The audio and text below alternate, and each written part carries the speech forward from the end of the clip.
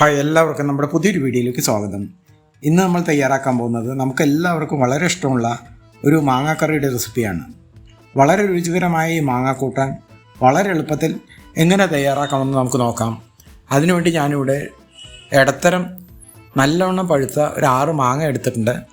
ഇത് വൃത്തിയാക്കി ഇതിൻ്റെ തോല് കളഞ്ഞ് നമുക്കൊരു പാത്രത്തിലേക്ക് ഇട്ട് കൊടുക്കാം. ഈ സമയത്ത് നമ്മളൊരു മൺചട്ടി അടുപ്പത്ത് വെച്ചിട്ടുണ്ടായിരുന്നു. മുഴുവനായിട്ടുള്ള മാങ്ങ നമുക്ക് ഈ മൺചട്ടിയിലേക്ക് ഇട്ട് കൊടുക്കാം. ഇനി ഇതിലേക്ക് 2 പച്ചമുളക് നെടുകെ കീറിയതും കുറച്ച് കറിവേപ്പിലയും ചേർത്ത് കൊടുക്കുന്നുണ്ട്. ഇനി ഇതിലേക്ക് നമ്മൾ 1/2 ടീസ്പൂൺ മഞ്ഞൾപ്പൊടി, 1 ടീസ്പൂൺ മുളക് പൊടി ചേർത്ത് കൊടുക്കുന്നുണ്ട്.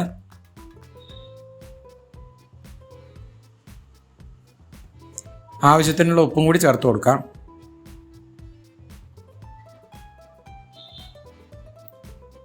മാങ്ങ വേവാൻ ആവശ്യമുള്ള 1 കപ്പ് വെള്ളം നമ്മളിതിലേക്ക് ചേർത്ത് കൊടുക്കാം.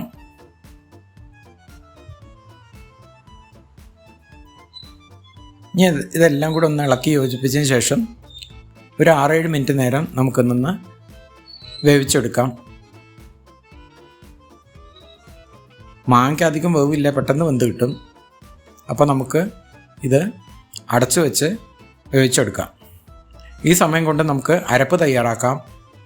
അരമുറി നാളികേരം ചെരുവിയത്, 1/2 ടീസ്പൂൺ ജീരകം, ഇത്രയും നന്നായി ഫൈനായിട്ട് അരച്ചുകൊണ്ട് വരാം. മാങ്ങ അത്യാവശ്യം നന്നായി വെന്തിട്ടുണ്ട്. നമുക്ക് വെള്ളം കുറച്ചും കൂടി വറ്റിയെടുക്കണം. അതുകൊണ്ട് കുറച്ച് നേരം കൂടി നമുക്ക് അടച്ചു വെച്ച് നമുക്കിതിനെ വെള്ളം വറ്റിച്ചെടുക്കാം. അപ്പോൾ വെള്ളം നന്നായി വറ്റി വന്നിട്ടുണ്ട്. ഈ സമയത്തെല്ലാം നമ്മൾ സ്റ്റൗവിൻ്റെ ഫ്ലെയിം വളരെ കുറച്ച് വെക്കണം, അല്ലെങ്കിൽ അടി പിടിക്കാൻ സാധ്യതയുണ്ട്. അപ്പോൾ മാങ്ങയെല്ലാം നന്നായി വെന്തിട്ടുണ്ട്. ഈ വെന്ത മാങ്ങയിലേക്ക് നമ്മൾ 1 ടീസ്പൂൺ നെയ്യ് ചേർത്ത് കൊടുക്കാം. ഇനി ഇതിലേക്ക് നമ്മൾ ചേർക്കുന്നത് അല്പം ശർക്കരയാണ്. 1 ടേബിൾ സ്പൂൺ ശർക്കരയും കൂടി ചേർത്ത് കൊടുക്കാം. ഈ നെയ്യും ശർക്കരയും കൂടി നന്നായി യോജിപ്പിച്ചെടുക്കാം. ഒരു 2 മിനിറ്റ് നേരം നമുക്കിത് നന്നായി ഇളക്കി യോജിപ്പിച്ചെടുക്കാം. ഈ നെയ്യും ശർക്കരയും കൂടി ചേർത്ത ഈ മാങ്ങാക്കറി നല്ലൊരു ഫ്ലേവറും അതുപോലെ നല്ലൊരു രുചിയാണ്.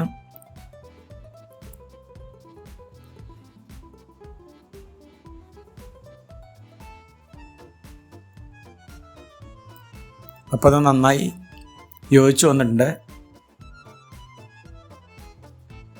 ഇനി ഇതിലേക്ക് നമുക്ക് അരപ്പുകൾ തയ്യാറാക്കിയത് ചേർത്ത് കൊടുക്കാം.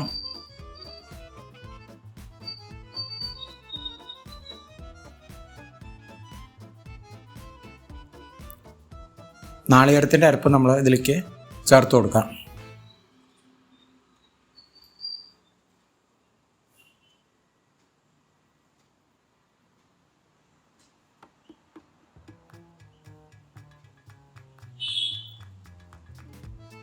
നാളികേരം ചേർത്ത് കൊടുത്തിട്ടുണ്ട്. ഇനി ഇത് നന്നായി ഇളക്കി യോജിപ്പിച്ചെടുക്കാം.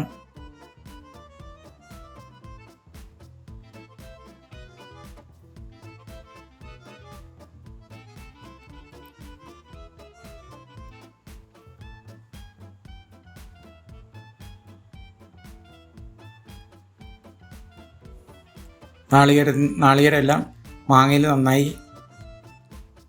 ഇളക്കി യോജിപ്പിച്ച് വന്നിട്ടുണ്ട്.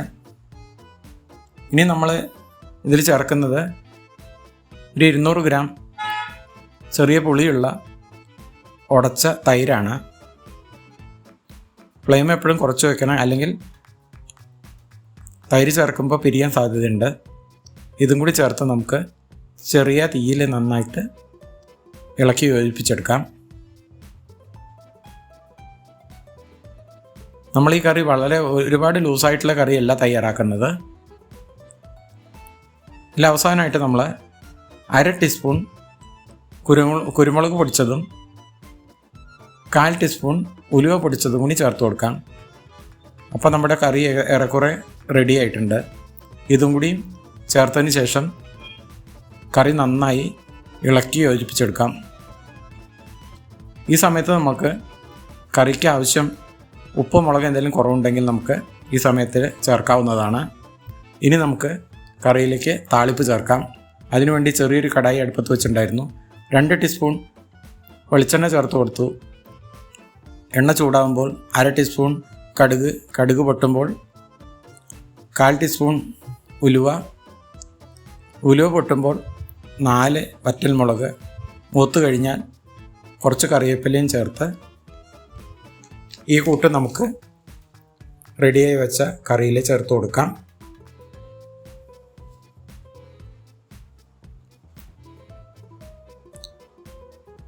ഇത് ചേർത്തതിന് ശേഷം നമ്മൾ 2-3 മിനിറ്റ് നേരം നമുക്ക് അടച്ചു വെച്ചതിന് ശേഷം നമുക്ക് പിന്നെ തുറന്ന് നന്നായി ഇളക്കി യോജിപ്പിച്ച് നമുക്ക് ചൂടോടെ നമുക്ക് ചോറിൻ്റെ കൂടെയൊക്കെ സെർവ് ചെയ്യാവുന്നതാണ്.